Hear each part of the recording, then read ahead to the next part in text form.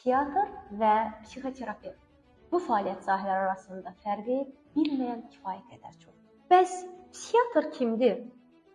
Emosiyalar, düşüncələr, davranışlar, psixi proseslə bağlı olan bütün xəstəliklərə diaqnoz qoya bilər.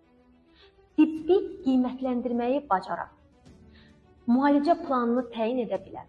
6 illik təhsili olan və bu sahədə uzmanlıq dərəcəsinə sahib olmuş bir həkimdir. Psixoterapevt kimdir?